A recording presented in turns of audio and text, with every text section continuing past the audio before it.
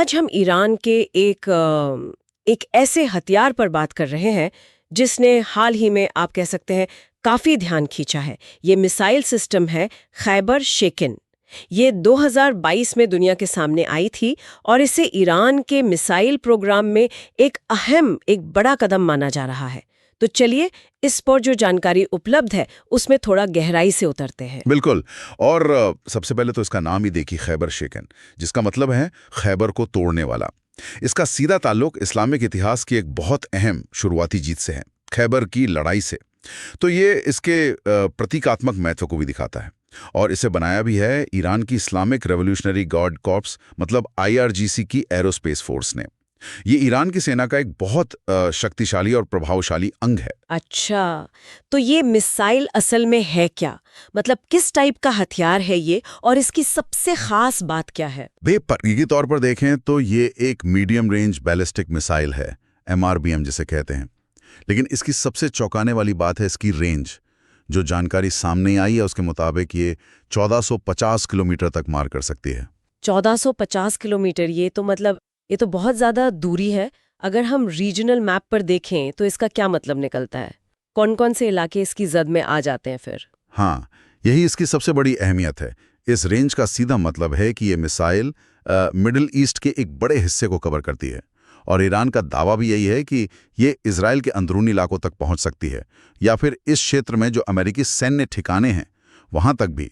ये क्षमता जाहिर है क्षेत्रीय शक्ति संतुलन को प्रभावित कर सकते हैं। हाँ, जाहिर है इतनी लंबी दूरी तक मार करने की क्षमता तो बहुत अहम है। लेकिन क्या इसे लॉन्च करना आसान है? मेरा मतलब है, क्या दुश्मन इसे लॉन्च से पहले ही नहीं रोक सकता? यहीं पर इसकी दूसरी खासियतें सामने आती हैं। पहली बात तो ये कि ये सॉलिड फ्यूल यानी ठोस ईंधन से चलती है। अच्छा। अब देखिए, जो लिक्विड फ्यूल वाली मिसाइलें होती हैं उनकी तुलना में इन्हें लॉन्च की तैयारी में बहुत कम वक्त लगता है। अच्छा। और दूसरी बात, ये रोड मोबाइल है, मतलब इसे ट्रक पर लगे लॉन्चर से कहीं से भी दागा जा सकता है। ठोस ईंधन और मोबाइल लॉन्चर, तो इसका मतलब ये हुआ कि इसे हमले से पहले ढूंढ निकालना और नष्ट करना मतलब लगभग नामुमकिन जैसा हो जाता होगा। बिल्कुल। ये कॉम्बिनेशन इसकी सर्वाइवेबिलिटी, मतलब इसके बचे रहने की क्षमता को बहुत ज्यादा बढ़ा देता है। इसे छिपाना आसान है और जरूरत पड़ने पर बहुत तेजी से तैनात किया जा सकता है। तो ये इसे एक ज्यादा भरोसेमंद निवारक हथियार भी बनाता है। ठीक है, तो ये लंबी दूरी तक जा सकती है, इसे रोकना मुश्किल है, लेकिन क्या ये तेज और सटीक भी है? क्योंकि आजकल की लड़ाई में सिर्फ रेंज ही काफी नहीं होती है ना? हाँ, यहाँ पर जानकारी थोड़ी मिली-जुली सी है, लेकिन जो दावे हैं वो काफी प्रभावशाली हैं। इसे हाइपरसोनिक केपेबल बताया गया है, यानी आवाज की रफ्तार से 5 गुना, मैक 5 जिसे कहते हैं, या उससे भी ज्यादा तेज। ये दावा है। हालांकि इसकी जो सटीक गति है वो गुप्त रखी गई है। और सटीकता के मामले में इसे बेहद सटीक प्रिसिजन स्ट्राइक क्षमता वाला बताया गया है। और इसमें ऐसा क्या है जो इसे इतना सटीक और शायद पकड़ में ना आने वाला भी बनाता है? कोई खास टेक्नोलॉजी? हाँ, इसमें 2 चीजें अहम हैं। एक तो इसका जो डिजाइन है वो रेडार से बचने में मददगार बताया गया है, स्टेल्थ फीचर्स कुछ हद तक। दूसरा, और शायद ये ज्यादा महत्वपूर्ण है, इसमें मैन्योवरेबल री एंट्री व्हीकल यानी MRV होने की बात कही गई है, और वो भी टर्मिनल गाइडेंस सिस्टम के साथ। MRV, मैन्योवरेबल री एंट्री व्हीकल, ये क्या चीज है आसान शब्दों में? आसान शब्दों में कहें तो इसका वॉरहेड यानी जो हथियार ले जाने वाला हिस्सा है वो अपने टारगेट के पास पहुंचते हुए अपनी दिशा बदल सकता है, मैन्यूवर कर सकता है। अब आप सोचिए, एक मिसाइल जो आखिरी पलों में अपना रास्ता बदल सके, उसे रोकना, जो आजकल के आधुनिक मिसाइल डिफेंस सिस्टम है उनके लिए भी एक बहुत बड़ी चुनौती बन जाता है। बाप रे, ये तो वाकई में इसे बहुत ही खतरनाक बना देता है फिर।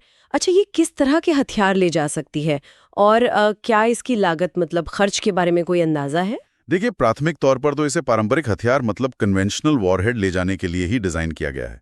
हालांकि कुछ डिफेंस एक्सपर्ट्स ये मानते हैं कि इसका डिजाइन और जो क्षमताएं बताई जा रही हैं उनको देखते हुए ये परमाणु हथियार ले जाने में भी सक्षम हो सकती है। लेकिन हाँ, ये ध्यान रखना जरूरी है कि ईरान आधिकारिक तौर पर परमाणु हथियार बनाने के किसी भी इरादे से इनकार करता है। ठीक है। जहां तक लागत की बात है तो अनुमान यही है कि एक मिसाइल की कीमत लगभग 50 से 80 लाख अमेरिकी डॉलर के बीच हो सकती है। क्योंकि ये ईरान में ही बनती है तो जाहिर है लागत को नियंत्रण में रखने में मदद मिलती होगी। तो कुल मिला के अगर हम देखें, खैबर शेकिन एक लंबी दूरी की मोबाइल, तेज, सटीक और शायद दुश्मन की डिफेंस को चकमा देने में सक्षम मिसाइल है। ये निश्चित रूप से ईरान की सैन्य क्षमता में एक महत्वपूर्ण इजाफा लगता है। बिल्कुल सही कहा आपने, और ये हमें सोचने पर भी मजबूर करता है। इस मिसाइल की सारी खूबियों को अगर हम एक साथ देखें, ठोस ईंधन से तेज तैनाती, मोबाइल होने से बच निकलने की क्षमता, व अनुमानित हाइपरसोनिक गति और निशाना बदलने वाला वॉरहेड, तो इनमें से कौन सा पहलू क्षेत्रीय सैन्य संतुलन के लिए सबसे बड़ी रणनीतिक चुनौती पेश करता है या सबसे बड़ा बदलाव लाता है? ये सवाल आगे के विश्लेषण के लिए काफी महत्वपूर्ण है।